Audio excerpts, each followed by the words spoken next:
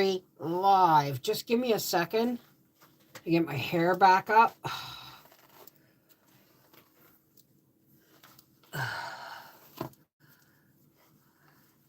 Who's all grown up?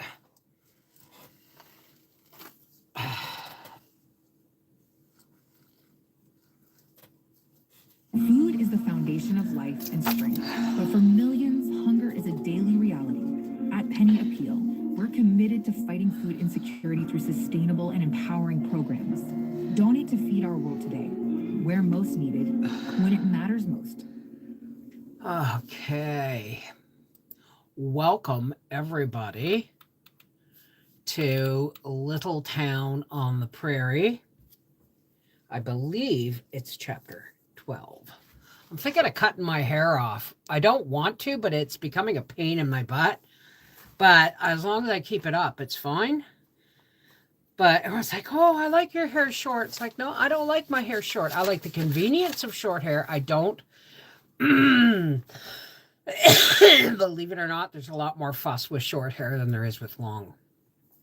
Hey, hey, hey. How's everybody doing today? Welcome to Little Town on the Prairie Live, Chapter 12, Snug for Winter. Good afternoon, everyone. All right. I need to turn this light on so I can see the book. And then turn it up so I can see the book.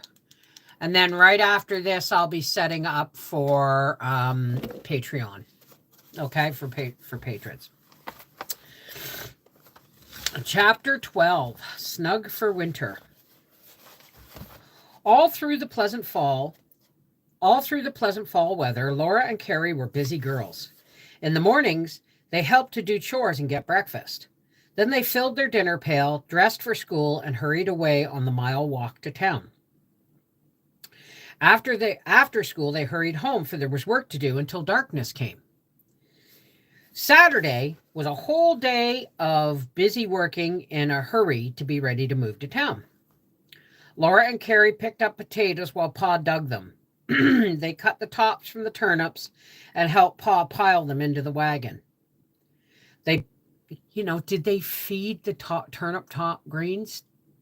Did they eat the turnip greens? Did they feed them to the stalk? You know what I mean?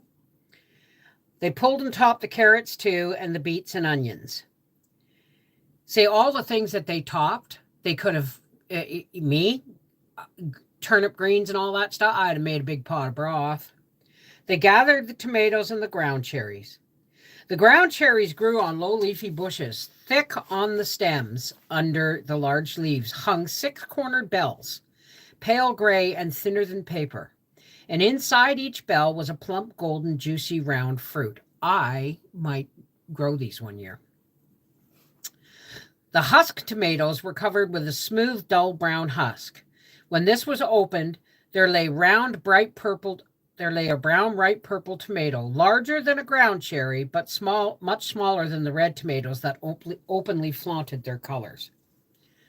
So they'd probably be about that big. All day long while the girls were in school, Mom made preserves of red tomatoes, of the purple husk tomatoes, and of the golden ground cherries. She made pickles of the green tomatoes that would not have time to ripen before it froze. The house was full of the syrupy scent of preserves and the spicy odor of pickles.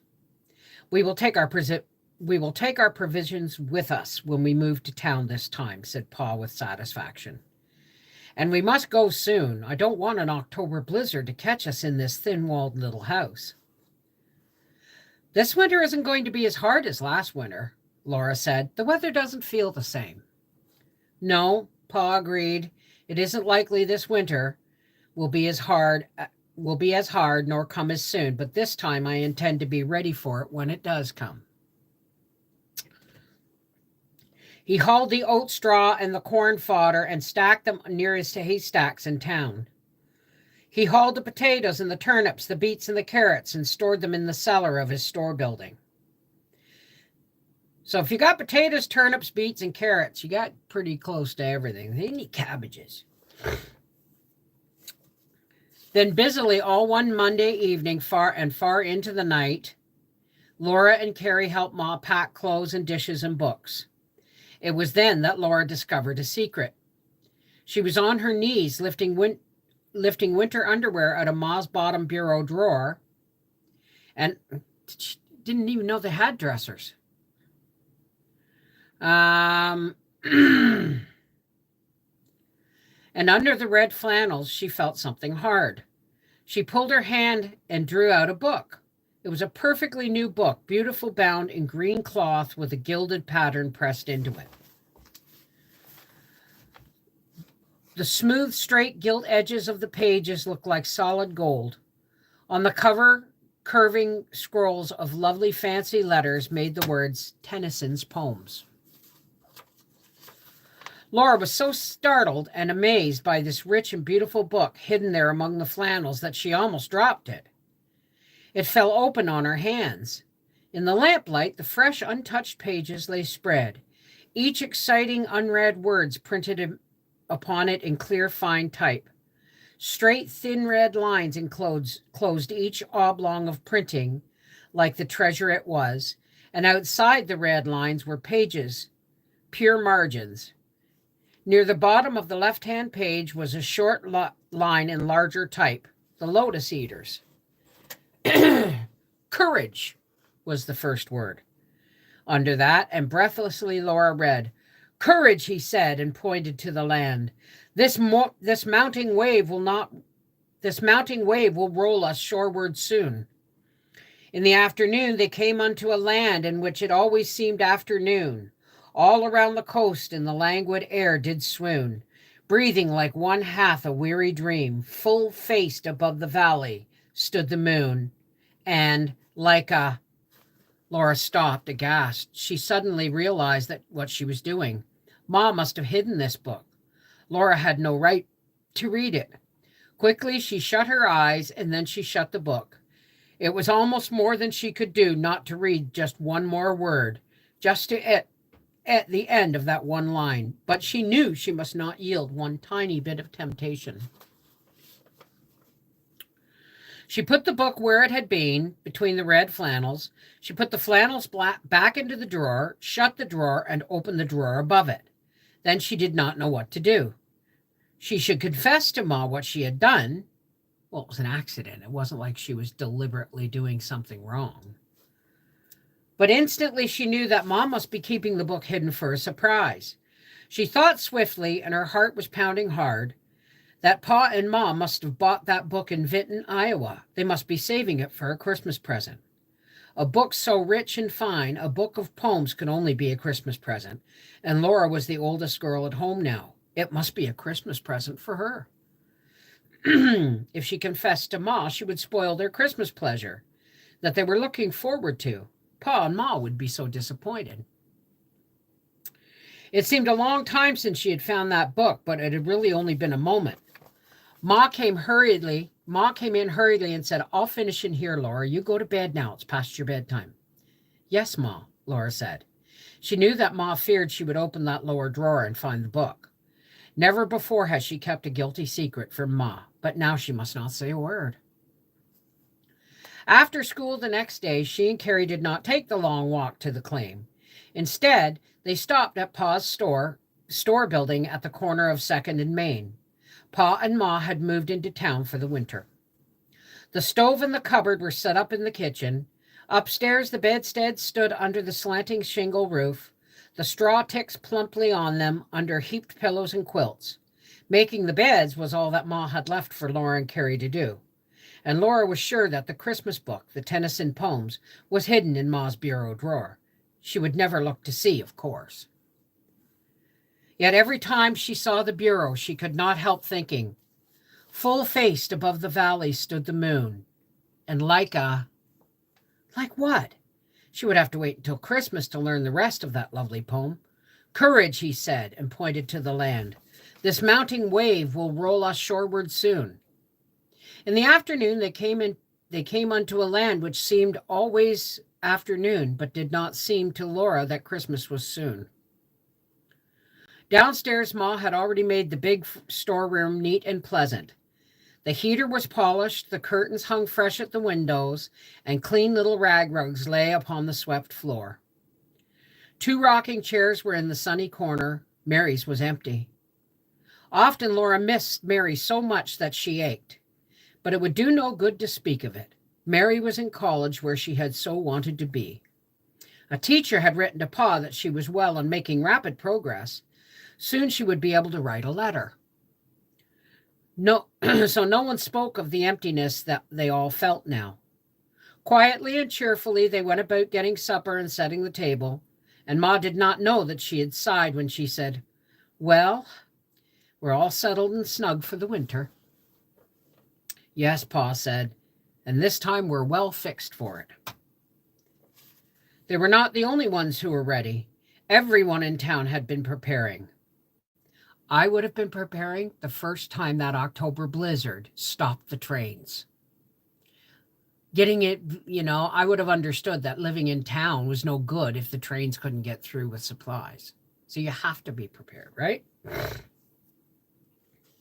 They were not the only ones ready. Everyone in town had been preparing. The lumberyard was stocked with coal. The merchants had stuffed their stores full of goods.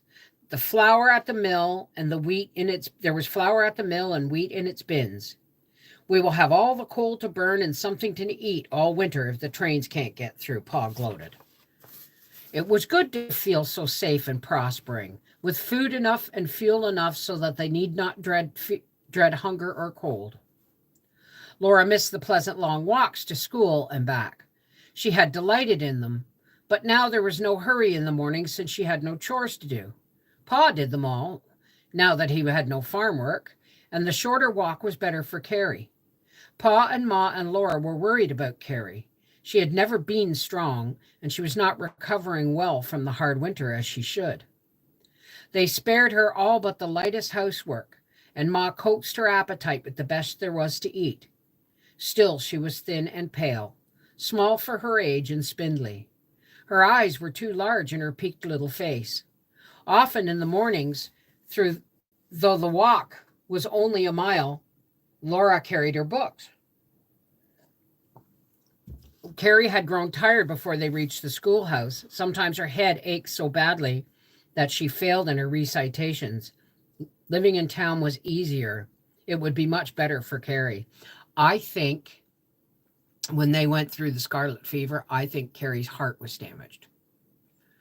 That's what the headaches and that tell me.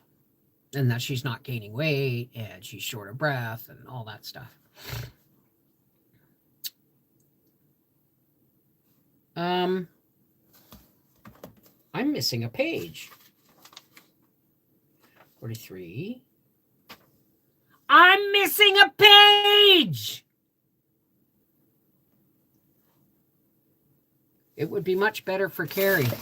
A page has fallen out of this book. Just give me a second. Where did I have the book? I had it right here in this pile.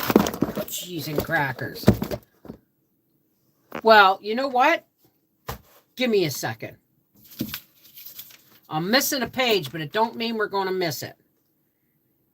Okay.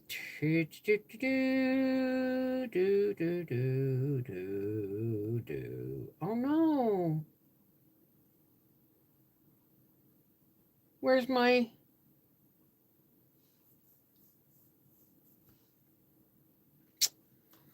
Well, for the love of Mike. I have it on Kindle, but my Kindle's on this phone. Okay. We're just going to pick up missing 2 pages. She was at the head of her class in all their studies, and she needed not be a teacher's pet to stay there, because Nellie was constantly hanging out with the teacher. Every evening after supper, she studied till bedtime. It was then that she missed Mary most painfully. They had always gone over their lessons together, but she knew that far away in Iowa, Mary was studying too. And if she were to stay in college and enjoy all its wonderful opportunities of learning, Laura must get a teacher's certificate. All this went through her head in a flash while she went walking arm in arm with Mary Power and Ida. You know what I think? Minnie asked. No, what? They all asked her. I bet that's what Nellie's scheming about, Minnie said, and she nodded at the team that was coming toward them along the wagon tracks ahead. It was the Brown Morgan horses. All their slender legs were moving swiftly, their hooves raised like little explosions of dust. Their glossy shoulders glistened, and their black manes and tails blew shining in the wind. Their ears pricked forward, and their glancing bright eyes saw everything gaily. Dancing little red tassels trimmed their bridles.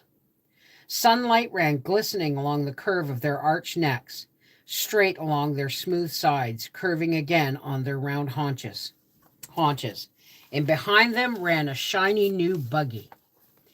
Its dashboard glittered, its spotless black top curved over the seat on gleaming black spokes. Its wheels were red, and Laura had never seen such a buggy. Why didn't you bow, Laura? Ida asked when it sped by. Didn't you see him raise his hat to us? Said Mary Power. Laura had only seen the beautiful horses, till the buggy flashed before her eyes. Oh, I'm sorry, I didn't mean to be impolite, she said. They're just poetry, aren't they? You don't mean she's setting her cap for him, Minnie, Mary Power said. Why, he's a grown-up man. He's a homesteader. I've seen her looking at those horses, said Minnie. I bet she's made up her mind to get a ride behind them. You know that kind of scheming look she has sometimes, and now he's got such a buggy. He didn't have a buggy last 4th of July, said Laura. It's just come from the east, Minnie told them. He ordered it after he had sold his wheat crop. He had a wonderful wheat crop.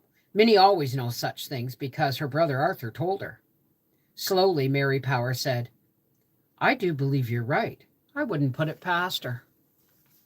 Laura felt a little guilty. She couldn't make up to Miss Wilder just to get a ride behind Almanzo Wilder's horses.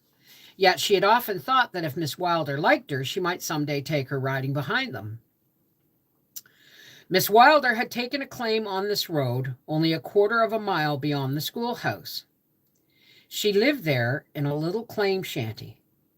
Almanzo brought her to the schoolhouse in the morning or stopped after school to take her home. And always when she saw those horses, Laura hoped that Miss Wilder might perhaps sometime ask her for a ride. Could it be that she was as horrid as Nellie Olson? Now that she had seen the buggy, more than ever Laura wanted such a ride. How could she prevent such thoughts when those horses were so beautiful and the buggy so swift? It was almost time for the bell. It's almost time for the bell, Ida said, and they all turned back to the schoolhouse. They must not be late. In the entry, they drank from the dipper that floated in the water pail there. COVID! Sorry.